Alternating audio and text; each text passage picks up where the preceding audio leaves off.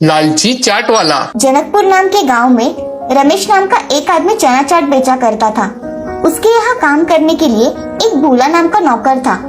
रमेश अपने ठेले पर चना चाट बनाकर सुबह से लेकर शाम तक बेचा करता था। रमेश के चना चाट में एक अलग ही स्वाद था, जिसके कारण सभी लोग उसकी चना चाट खाने बड़े चाव से आया करते थे। रमेश का जहाँ ठेला था, उसी के सामने रघु नाम के आदमी का बहुत बड़ा होटल था। रमेश का चना चाट का धंधा अच्छा चलने लगा था। तब से रघु का धंधा जैसे बैठ ही गया था। एक दिन रघु अपने नौकर शिवा से, अरे शिवा, ये रमेश चना चाट बड़ा ही फेमस हो रहा है। इसकी वजह से हमारा धंधा ही नहीं हो रहा। हाँ मालिक, आप सही कह रहे हो। उस रमेश की वजह से हमारे होटल में कोई नहीं आता। हमारे सारे ग्राहक उसी के पीछे खींचे चले जाते हैं। शिवा सुनो, उसके चना चाट की क्या खासियत है, ये जरा पता करके आओ। तभी शिवा रमेश के ठेले पर चला जाता है और शिवा रमेश से कहता है, रमेश भाई, मुझे एक प्लेट चना चाट देना जरा। हाँ, अभी देता हूँ। ऐसा कहकर रमेश चना चाट बनाने लगता है। तभी शिवा ध्यान से देखता है कि रमेश कैसे चना चाट बना रहा है। रमेश चने पर कुछ मसाले डालता है। उन मसालों की खुशबू बहुत अच्छी आती है। वो खुशबू सुन शिवा रमेश से, अरे रमेश भाई, इन मसालों में क्या मिलाया है? बहुत अच्छी खुशबू आ रही है तुम्हारे मसालों की। शिवा, वो हमारा सीक्रेट चना मसाला है, इसलिए इतनी खुशबू आ रही है उसकी। ये सीक्रेट मसाला कैसे बनाते हैं भाई? अरे शिवा, वो हमारे पुरखों से चला आ रहा है, वो हम किसी को नहीं बताते। इससे चना चाट का स्वाद बढ़ता है। ठीक है, मत बताओ भाई। ये लो शिवा, तुम्हारी चना चाट। रमेश भाई, ये लो तुम्हारे चाट के पैसे। ऐसा कहकर शिवा चना चाट के पैसे देकर तुरंत अपने मालिक के पास चला जाता है और उसे सारी बात बता देता है। तभी रघु मन ही मन कुछ सोचकर शिवा से कहता है, शिवा, तुम्हें मेरा एक काम करना होगा।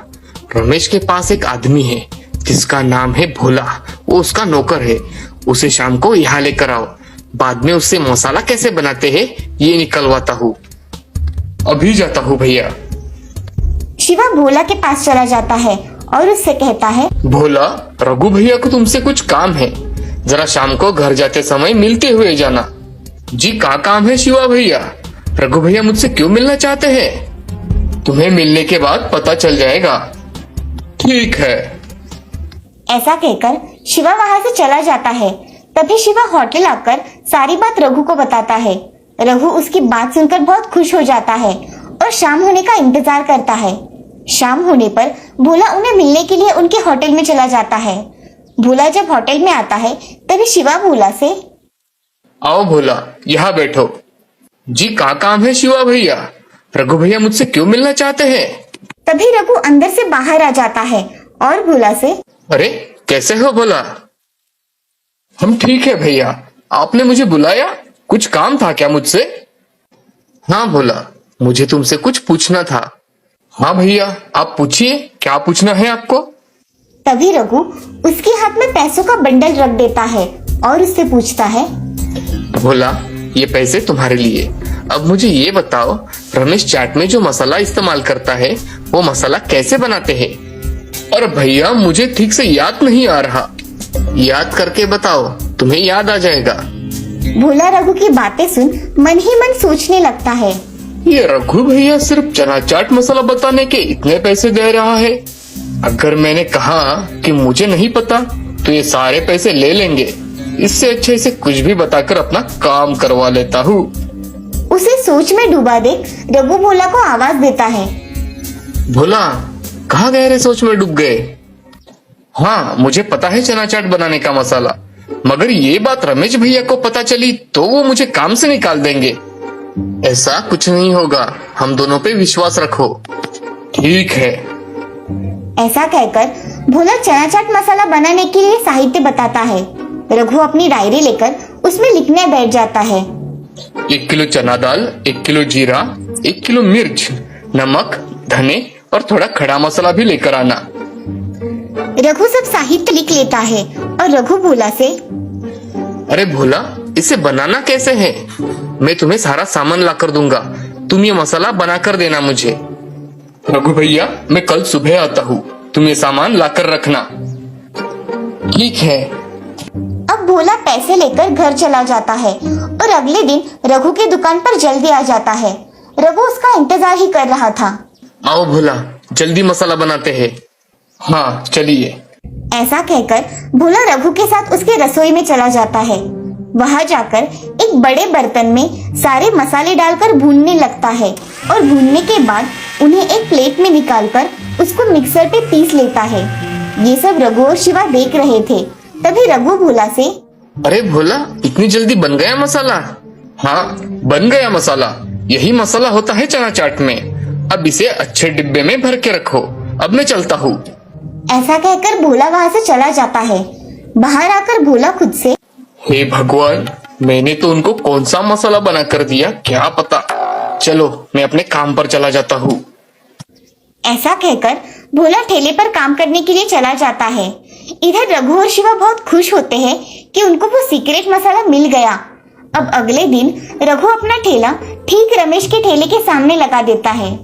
वो देख रमेश थोड़ा चौंक जाता है, मगर फिर से अपना काम करने में व्यस्त हो जाता है। अब रघु और शिवा ठेले पर खड़े होकर ग्राहकों से, अरे भाइयों, आओ आओ, हमारे हाथ का स्वादिष्ट चना मसाला खाओ। एक बार खाया तो खाते ही रह जाओगे। शिवा की बातें सुन कुछ लोग उसके ठेले पर चले जाते हैं। शिवा उनको चना चाट बनाकर देता है। चना चाट को खाते ही लोग थू थू करने लगते हैं। उसका कुछ अलग ही स्वाद था। एक आदमी रघु से, अरे रघु, क्या मिलाया है इस चना चाट में? बहुत कड़वा है भाई। ऐसा कभी होता है क्या चना चाट? अरे नहीं भाई, दूसरा लेकर देखो, ये स्वादिष्ट है। मुझे नहीं खाना तुम्हारा ये खराब चना चाट, तुम ही खाओ। वहाँ खड़े 3 आदमी चना चाट कड़वा लगने के कारण उन्होंने भी प्लेट कचरे के डिब्बे में डाल दी और रघु से, अरे भाई, ये चना चाट कितना बकवास है, कितना कड़वा है। करेला डाला है क्या करेला इसमें? इससे मेरे पेट में तो दर्द हो रहा है। नहीं नहीं, मेरा चना चाट इतना खराब नहीं हो सकता। मैंने तो अच्छा बनाया है। तभी उसकी नजर भोला पर जाती है। वो भोला को पकड़कर मारने लगता है। भोला, इधर आ। तूने मुझे कैसा मसाला बना कर दिया?